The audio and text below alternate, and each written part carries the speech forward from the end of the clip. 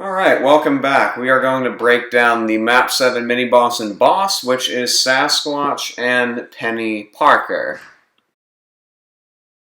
Alright, so we're going to look into the Map 7 mini-boss, which is Sasquatch for the variation that I am doing for Map 7. And we are going to break down mechanics he has, and the nodes and how to deal with him best, and who the best counters are going to be for this fight. Let's start with Section 1, Sasquatch. The only thing to note here is Power Snack and Unblockable Specials. Power Snack, you don't want to trigger buffs against this guy or he will gain power, and his specials are unblockable, so you have to be able to dex them when you need to. That is really the only thing you need to note for the first mini Sasquatch fight.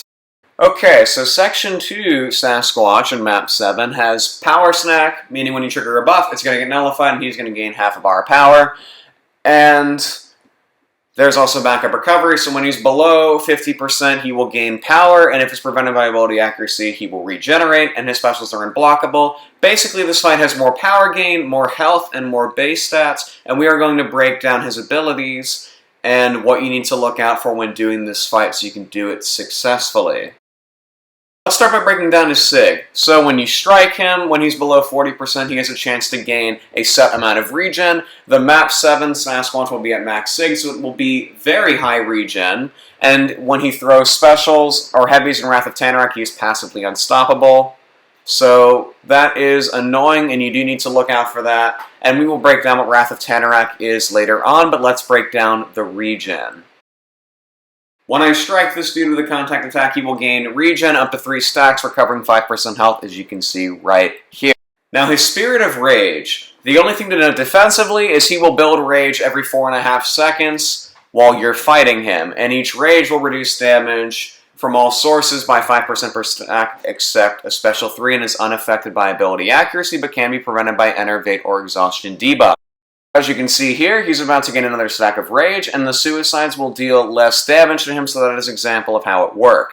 Wrath of Tanarak is when he is stun immune and he has 50% more combat power rate. Special 1 and 2s cost 50% less power, and specials and heavy attacks will be unstoppable in this mode.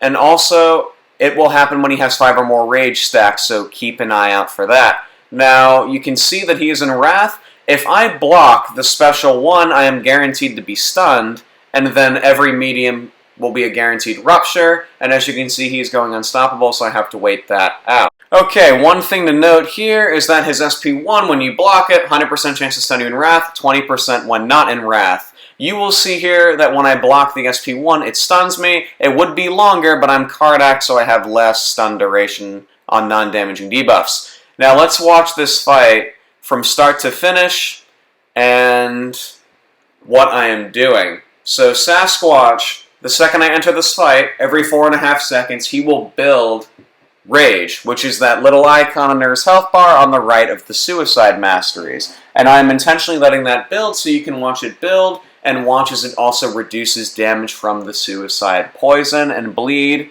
and I'm going to keep blocking the SP1, even though you really should dex it, because I just wanted to try and demonstrate it stunning me, but that did not happen. Now you will see when he has 5 or more rage stacks, you can enter Wrath, and he's going to enter it right here, so he will gain power faster when I strike him. If I block the SP1, I get stunned, so you want to avoid that, because I just took a combo, and he will be unstoppable on his heavies and specials. So you cannot immediately punish his specials or heavies in Wrath of Tanarak, and so you definitely need to keep an eye out for that when you're fighting him. Otherwise, it is a pretty basic fight. His regen, you need to have adequate damage to get through that because it is pretty stacked. Now, if you're using a champion like Luke Cage, who so happens to have exhaustion on every hit, he will not gain Wrath of Tanarak or rage stacks the entire fight. So, the second I have an exhaustion, he cannot gain rage, and he will not gain rage or Wrath of Tanarak this entire fight. And so basically he's just a big furry kitten that I can throw around like a ball of yarn, pun intended. So that is pretty much a core thing that you want to use if you want to counter him the most effectively. Human Torch also is very phenomenal for this fight, but the best counters for him, even with the Map 7 nodes, are going to be Luke Cage, She-Hulk, and Spider-Gwen. because Spider-Gwen has an Enervate and a slow, She-Hulk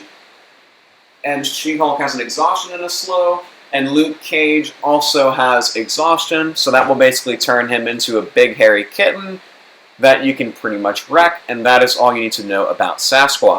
Now, Peni Parker is the boss of Map 7 in AQ. She is an absolute pain in the rear end to deal with, and you're about to see why. Notable nodes are Make a Stand, meaning she reduces damage by half, unless if you knock her down. She has Conflictor, which is the opposite of Power Snack, meaning debuffs get purified when they activate. The first hit of her special 1 will be unblockable, and so you have to get out of the way of that, and there's Heavy Assault, so it does 500% more damage on heavy attacks. Things to note about Penny is she's immune to Poison and Incinerate, and True Strike, True Accuracy, and 2 True Sense effects do not work against her. Also, whenever the opponent heals more than 5% of health at once, she will heal block you, so champs like Fury, when you push him to a second life, will be heal blocked the second he heals 5% of his health, and that is not going to work against her. As you can see, every time I strike her, my True Accuracy is failing with Mole Man, so that is how that works. The way Peni Parker's Sync Shield works is it is twice as potent on defense, and it is unaffected by ability accuracy or class advantage. When she would take damage from a blocked or auto-blocked hit, the shield takes up 100% of the damage, and the more you hit her on block, the lower that counter will go, and when it runs out, it will reactivate at max strength after 20 seconds. You're about to see her against Mole Man. When I strike her through block, that shield does go down. When I hit her through block right here, it will go down. The way Peni Parker's SP1 works is that when it activates, she gains 4 of these charges, and if her Sync Shield is up, she'll auto-block you if you try to strike her while these are up. And you're about to see here, when she throws an SP1, she will gain 4 of those charges, and so that is how that works. So, breaking down her Sync Shield even further, what it does is when she has her Spider Protocol, which are those blue things you get after her special 1, 8 per chance per, to, well, purify stun debuffs, and auto-block you for 2 seconds. And when that auto-block is up, it will power burn 25% of a bar of power and inflict direct damage proportional to the amount of power that was lost and can't be perfected by ability accuracy. And when she's blocking, when she's blocking or auto-blocking a hit, she can't be stunned, and the opponent's power is locked. And she can also resist a heavy while her auto-block is up. And so that pretty much makes her annoying. The ways to counter this are to hit her through block, or just have the Sync Shield.